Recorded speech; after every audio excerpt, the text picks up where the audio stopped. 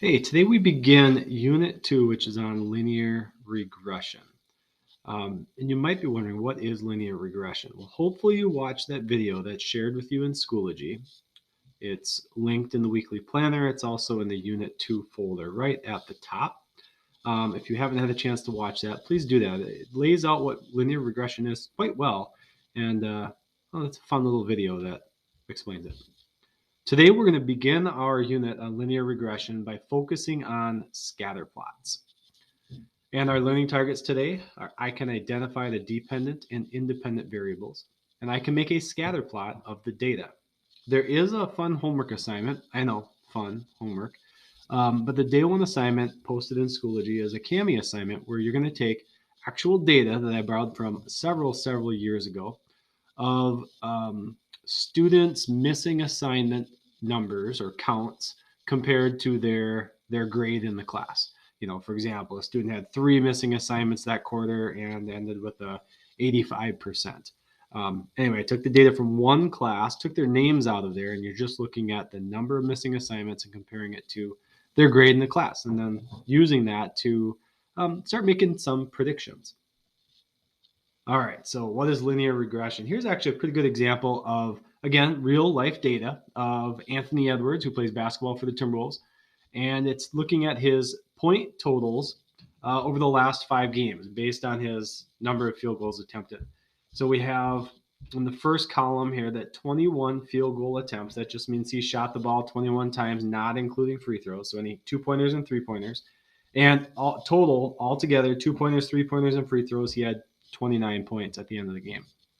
The next game, he took 22 shots and he had 19 points. And in the third game, he had taken 23 shots, 28 points, and so on. So we're taking a look at our data and trying to make some predictions, answering questions A and B. Based on the data, how many points can he expect to score if he attempts 20 field goals? Well, we don't know exactly how many points Anthony Edwards would score if he attempts 20 field goals. But what we can do with the data is we can look for patterns or trends in the data and use it to make a prediction. And as we all know, predictions are just estimates. They're not going to give us the actual value. Question B makes us look at this a little bit differently. It says, based on the data, how many field goals would he need to attempt to score 30 points? So we're wondering, if we know that he scores 30 points, maybe at the end of the game, we see he has 30 points in the box score, we can use it to predict how many field goals he actually attempted during that game. Is it going to be exact? Probably not. It's just an estimation. But doing this is what we call linear regression. Now, there's a much more complicated way of looking at this, and that's kind of what we're going to look at over the next week and a half. But it can be just as basic as making predictions too. So here's that same data plotted on our graph where field goal attempts are on the x-axis and total points are on the y-axis. And each of those 5 games are displayed on the green dots on the graph. So what I'd like to do is just kind of walk you through visualizing what we see here and trying to make a prediction for if he attempts 20 field goals, how many total points might he have? And we're going to use the red dot for that.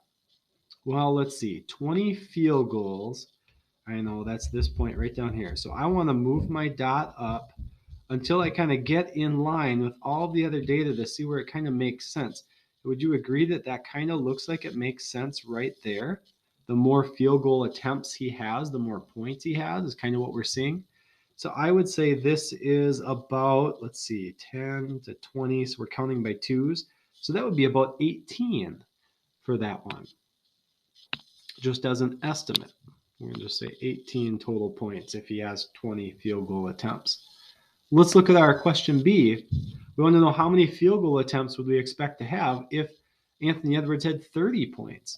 So this time I want to start at 30 points, and I want to go along that line of 30 points until I can get a reasonable estimate for the number of field goal attempts. And I'm wondering if something like that would be okay. You kind of see my green dots. Ignore the red one because that's not a real data point. That's an estimation. But looking at my green dots, I'm kind of wondering, it's probably right about in there. About 24 field goal attempts. Remember, I'm counting by twos down here. just going to say 24. Now, those are estimates. Those are predictions. Those aren't actual values. Now, we can get more specific with this, and that's what we're going to end up doing in the next couple of days, is we're going to draw what's called a trend line for our data. And we're going to try to figure out like that, oh, you know what? We notice everything's kind of lining up along this line. Not perfectly. They're still scattered on the scatter plot, but we can kind of use that line to help make predictions about how many points he might have or how many field goal attempts he might have if we know the other value. And using that trend line is what linear regression is all about. So here's a linear programming process. This is basically what we're going to do from the beginning of the unit to the end of the unit, not just in one day. Today, however, we are going to do step one, make a scatter plot of the data to look for trends. Tomorrow or Friday, we're going to look at identifying the location of the trend line and eventually getting into writing the equation of the trend line and using the equation to make predictions about either variable. So here's where I'd want you to maybe start writing some things down. Feel free to pause the video as you need time. So Unit 2, Day 1 is on scatter plots. So how can I look for trends in the data is our essential question today. A scatter plot, what is it? Well, it's really just a graph. It's a fancy word for a graph. What we've been graphing is linear equations where all the points line up perfectly. They're not scattered at all. In a scatter plot, the graph shows a possible relationship between two variables. There may or may not be a relationship between the two variables. But anytime you put something, some quantity on one variable or one axis and another quantity on the other axis and plot some data, you have made a scatter plot. And there's just a couple of examples. Now on any scatter plot, or really any graph, you're going to have independent variables and dependent variables. So the independent variable is always going to be X. If you think about like inputs and outputs, like an input-output table, we know the input goes on the left and the output or the result goes on the right. Okay, so input is, think of it as independent. All right, that's the one that's on the left-hand side in the table of values. So that helps me remember that the independent variable, which starts with in, is the X variable. And the value does not depend on another variable. Now the dependent variable is always going to be our Y variable. I don't have a nice little trick for helping you remember that dependent is Y, other than if independent is X, the dependent has to be the Y. It's the variable whose value depends on another factor. For example, in the beach visitor scatter plot up above, the number of visitors is the dependent variable because that's on the y-axis. And we could say that the number of visitors really depends on the average daily temperature. Because as the temperature goes up, the number of visitors is probably also going to go up. Because the warmer it is, the more likely people are going to the beach to cool off. So let's look at three different views or examples of data sets that we have here and label the dependent and independent variables. In our first example, we have star counting experiment, and we see humidity as a percent is written first, number of visible stars is written second. Now, do you remember when you have a table of values like this, X is the first row, Y is the second row. So if we keep in mind what we said earlier, the independent variable then must be humidity. The dependent variable is the number of visible stars. Independent is X, dependent is Y. In the Grand Canyon photos down below, we have a vertical T-table or vertical T-chart where we see the number of photos taken is on the left-hand side, which is normally like our X. So that's our independent variable. And then the photos kept is the dependent variable.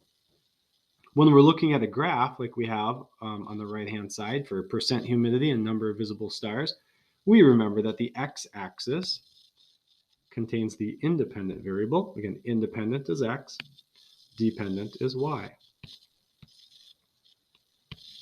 Close enough. All right, so part of what we were doing today, one of our learning targets was identifying the dependent and independent variables. So there's how we do it. The independent variable is always the X, the dependent variable is always the Y. So when we're looking at a scatter plot, the different components that we have in a scatter plot, obviously you have the variables on the axes.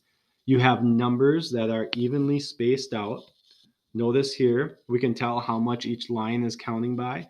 We can see the 80 and we can see the 84. So that must mean that 82 is the number right in between those, even though it's not labeled. So it looks like it's counting by twos. 80, 82, 84, 86, 88, 90, 92, 94, 96. So even when the numbers or the marks aren't all numbered, we should be able to tell exactly what those values are. Now, on the y-axis, or the dependent variable axis, we can see that we're not counting by twos over there. It looks like it's counting by 75s, or increasing by 75 for each mark. Now, one thing I want to point out is there is a line break down here. Let me just erase that. This nice little squiggle. And notice that's because we went from 0 to 80 very quickly, just in one little box. That's just because there's no data in here for the average daily temperature between 0 and 80 degrees, because why would you go to the beach if it's cooler than that? So anytime that you have a large space in your data, we can use a scatter plot to make the graph look a little bit nicer. You'll notice we also have a title at the top, number of beach visitors. And I think that's it for scatter plot components. So our other learning target today is making a scatter plot. So here's our last example. We have the age in years and the weight in pounds. We don't really know what it's describing here, but we have some numbers, we have some values. So what we need to do for this is we need to recognize that age is the independent variable because it's on the left-hand side of our graph space or our table. So we're going to put that on the x-axis, label it age, and then I can label the y-axis with the dependent variable, which is weight. Sorry, I'm writing sideways. That was kind of hard. And then I have to figure out how to plot my points. So take a moment, think about how you would space out the numbers so that all of this data will fit on your graph. All right, hopefully you even paused it, but if you didn't, let's go through it. We look at our age and we see that the oldest that we have here is 16 years. And I'll save you the counting time. There are 20 boxes down here. So we can actually count by ones, even if we don't label every single one. So if I label every other, this would represent obviously 0, 2, 4, 6, and so on.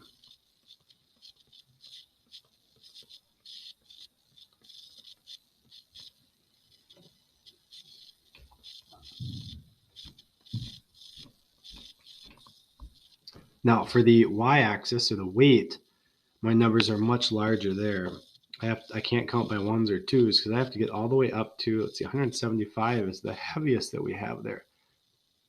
Knowing that I have 20 numbers or 20 boxes to work with, let's see, if I count by tens, 10 times 20 is 200 pounds. That would work because 175 is less than 200 pounds. So I'm going to count by 10 pounds for every box. And again, I'm not going to label everyone because that's just too much. But keeping in mind, I'm counting 10, 20, 30, 40, 50, 60, 70, 80, and so on.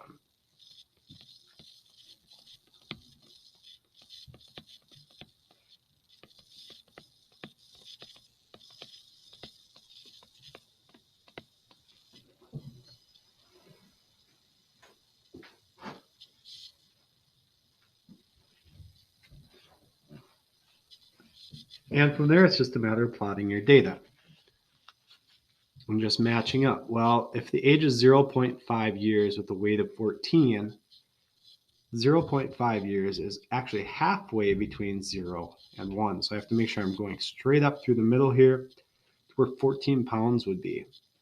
And that's kind of hard, but I know that my first line is 10, my second line is 20, 15 would be right in the middle of that box.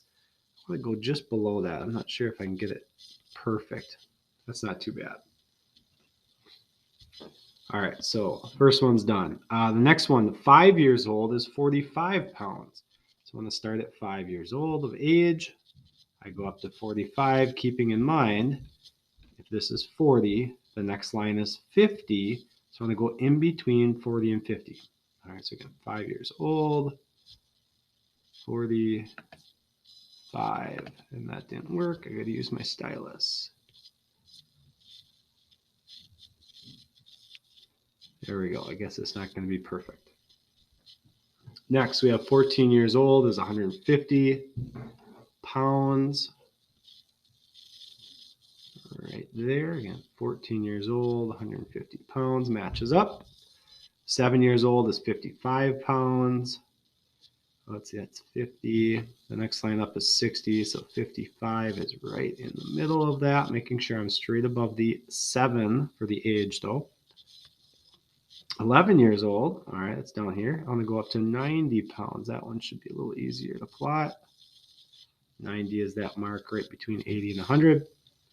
And we have 16 years old. That was our oldest one on here. 175 pounds. Let's see, that line is 170. Next line's 180, so 175 is right in the middle. And then finally, a 2-year-old was 30 pounds. 30 is right in between 20 and 40. All right. So we don't really know what we're talking about here. If we're talking about dogs, animals, humans, or I don't know. But we're comparing some things age with the different weights. And we can definitely see that there is an overall trend that it's increasing. As the age increases, the weight increases. But we'll look at that in a future lesson. So identifying your independent and dependent variables. Just remember, independent variables are your X variables, and the dependent variables are on the Y-axis, or the Y variable. And then for making scatter plots, just label your X and Y axes. Make sure that you are marking your numbers appropriately and spacing them out evenly. And then it's just a matter of plotting your points.